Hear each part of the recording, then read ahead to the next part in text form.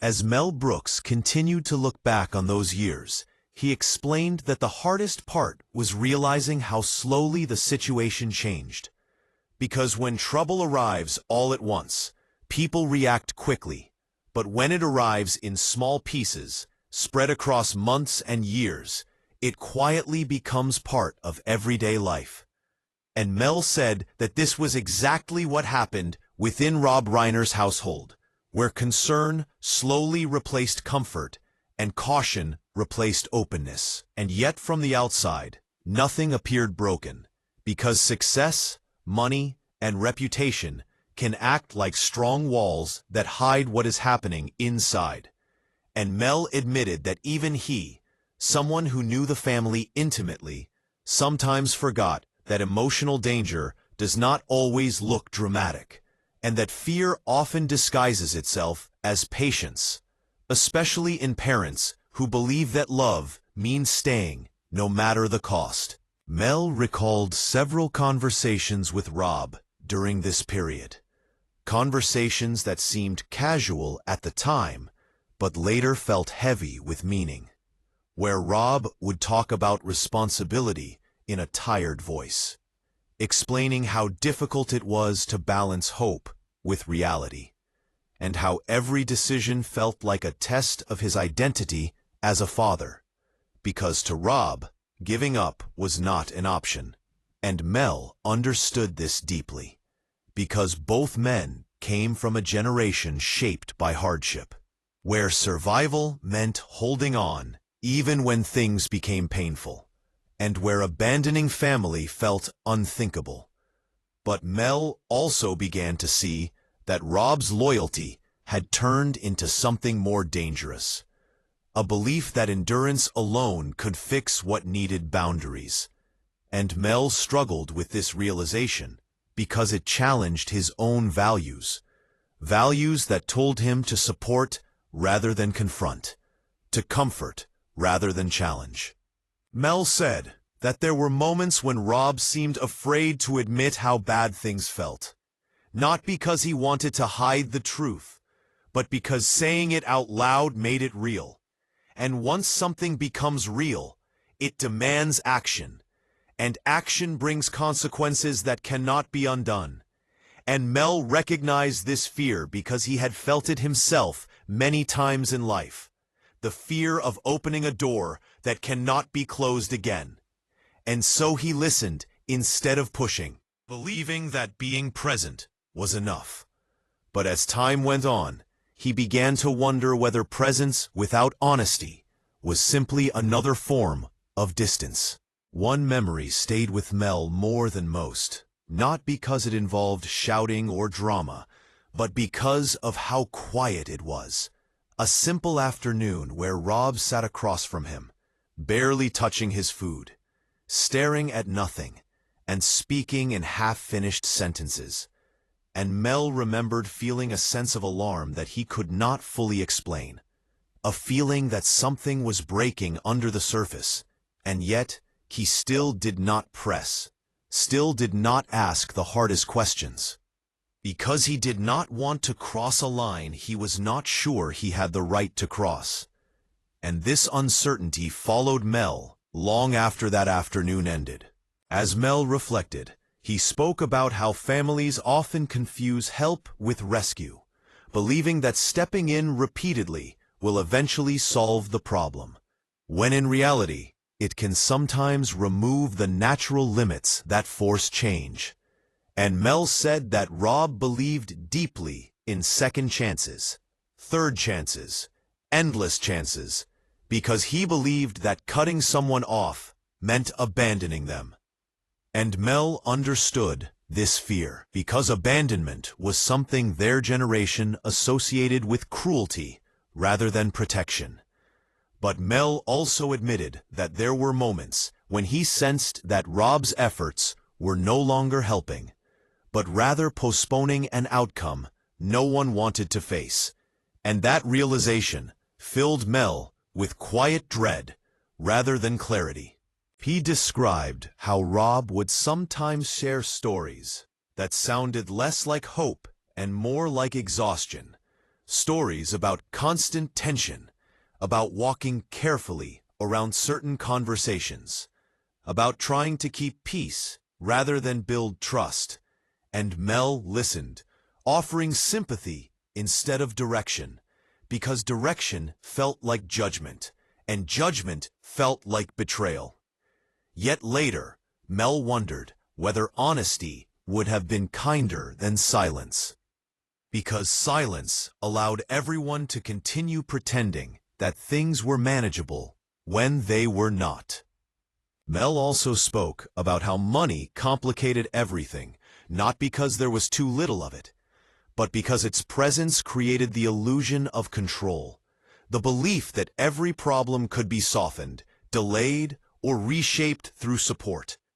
And Mel said that this belief was common in Hollywood, where resources often solve surface-level problems. But emotional wounds do not follow the same rules. And Rob, like many parents, believed that stability required constant giving, even when giving began to cost more than it healed. And Mel admitted that he rarely challenged this belief directly because he himself had grown up believing that providing was one of the purest expressions of love. As time went on, Mel noticed that Rob began to carry guilt like a second skin. Guilt for past decisions, guilt for perceived failures, guilt for not being able to protect everyone at once. And Mel recognized this guilt as something deeply human, because parents often believe they are responsible not just for their children's actions, but for their pain, their mistakes, and their unhappiness. And Mel said that Rob spoke often about pain, framing every problem as something that needed understanding rather than limits. And while empathy is powerful, Mel began to see how empathy without boundaries can slowly become self-destruction, a realization that left him feeling torn between compassion and fear. Mel remembered moments when he almost spoke more forcefully, moments when words sat at the edge of his mouth, ready to challenge Rob's choices. But he held back, worried that pushing too hard would break trust rather than strengthen it. And this hesitation followed him for years, because it represented the conflict between who he was and who the situation demanded him to be. And Mel admitted that he often chose the safer role, the role of listener, rather than challenger, because safety felt kinder in the moment, even if it proved costly later. As Mel aged, these memories did not fade as he hoped they would, but instead grew sharper, because distance often clarifies what closeness hides. And looking back, Mel saw patterns he could not see at the time, patterns of avoidance, accommodation, and fear disguised as love. And this clarity did not bring peace, but a heavy sense of responsibility, because it forced him to accept that doing nothing is also a choice. And sometimes that choice carries consequences as real as any action. Mel explained that he did not believe anyone intended harm, and that this made the situation even more painful, because it showed how easily good intentions can lead people down dangerous paths when they are not balanced by firm limits. And Mel said that this realization changed how he thought about love itself, teaching him that love is not just about staying, but about knowing when staying becomes harmful, a lesson he wished he had learned earlier, but one that came too late to change the past.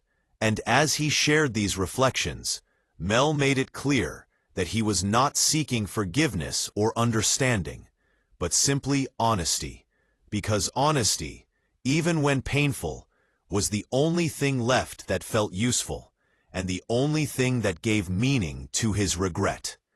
Looking back, Mel Brooks admitted that the hardest truth he had to face was how ordinary all the moments that mattered had seemed at the time. Because life rarely gives warning in the form of a single dramatic event. Instead, it gives it in small, quiet shifts, like tension building under the surface. Conversations left unfinished, signs that were noticed but not acted on. And Mel realized that this slow accumulation of small choices often determines outcomes as much as, or more than, any single moment of crisis. And this was the lesson he carried with him as he reflected on Rob Reiner and the family he had loved as his own. Because love without courage can become a trap, a habit, and even a burden, no matter how well-intentioned it is.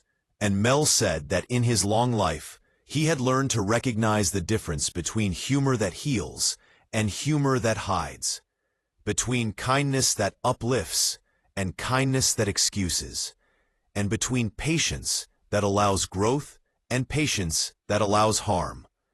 And recognizing these differences too late is a source of deep and quiet sorrow that stays with you in ways laughter cannot erase. Mel spoke about the way patterns repeat in families, how the next generation often inherits not just material wealth, but emotional habits, the ways people learn to avoid confrontation, the ways they internalize fear or guilt without naming it, and how these habits, invisible to outsiders, slowly shape behavior until even the most loving actions become tangled with unintended consequences. And he admitted that seeing this in Rob and those around him was painful, because it showed how fragile human systems are, how easily trust can be stretched beyond its limits, and how the very values that guide people toward love and compassion can sometimes blind them to the harm those same values allow. He recalled long nights of thinking about decisions that had to be made, and how no advice, no support, and no amount of generosity could guarantee safety or happiness. Because life is not a script, and even the most carefully planned scene can unravel in ways no one predicted. And that lesson, he said, was something he had seen play out repeatedly, not just in Hollywood, but in families everywhere, and in himself. Because he understood that wisdom is often measured less by what one does correctly than by how one responds to the mistakes one witnesses and participates in, sometimes unknowingly, over decades. Mel reflected on the concept of regret, how it is both personal and shared, a mirror of love and responsibility, and how it can teach humility if it is recognized and accepted rather than denied. And he described evenings when he would sit quietly in his home, thinking not about the laughter he had given the world, but about the moments he had failed to intervene when intervention might have mattered, and how those quiet reflections were heavier than any applause, because they were real, and they carried the weight of consequences that were slow to appear, but undeniable when he looked back. In speaking about Rob Reiner and his family, Mel did not assign blame, because assigning blame implies intent and malice, and there was none. What he described was a story of human beings doing their best under pressure, guided by love, but constrained by fear, exhaustion, and tradition. And in recounting these memories, Mel highlighted a larger lesson about life itself, about how people navigate moral and emotional choices, how courage often requires saying difficult things, how love sometimes demands limits, and how silence, while comfortable in the moment, can become a burden that lasts decades. Mel also discussed the challenge of reconciling public image with private life, how the world sees success and happiness in fame and wealth, while the reality behind closed doors is far more complex, and how this contrast can create isolation, misunderstanding, and even guilt, because the outside observer cannot feel the small daily tensions, the worries kept secret, or the exhaustion that comes from managing relationships without sufficient support. And Mel emphasized that acknowledging this complexity is essential to understanding human behavior in any family or social context, famous or not. As he spoke, Mel described his hope that sharing these reflections might help others recognize the importance of noticing patterns, of asking difficult questions, of balancing compassion with boundaries, and of understanding that even the most loving intentions can have unintended consequences if they are not tempered by courage and honesty. And he encouraged people to remember that human relationships are rarely simple, that love does not automatically solve problems, and that sometimes doing the hard thing, the uncomfortable, challenging thing, is the truest act of care. Finally, Mel Brooks spoke about the lasting effect of these experiences on his own life, how they shaped his understanding of responsibility, morality, and empathy, and how, at the end of decades filled with laughter and creation, he had learned that the greatest wisdom comes from reflection on what one could have done differently, not as a source of guilt, but as a guide for living more attentively, more kindly, and with greater awareness of the consequences of one's choices. And as he concluded his reflections, he did so not with anger, blame, or recrimination, but with the quiet hope that others might see these lessons and apply them to their own lives, because the ultimate goal of love and attention is not perfection, but awareness, courage, and a willingness to act thoughtfully, even when the outcomes are uncertain.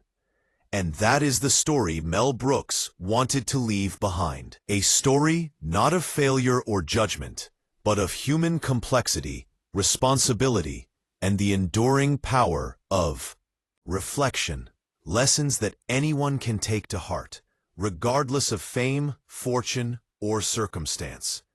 And that in the end, the measure of a life is not just what we create for others, but also how deeply we learn to understand ourselves and the people we love.